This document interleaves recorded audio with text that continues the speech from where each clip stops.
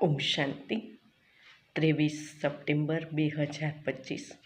સાર છે મીઠા બાળકો, દરેક વાતમાં યોગ બળથી કામ લો. બાપને કંઈ પણ પૂછવાની વાત નથી.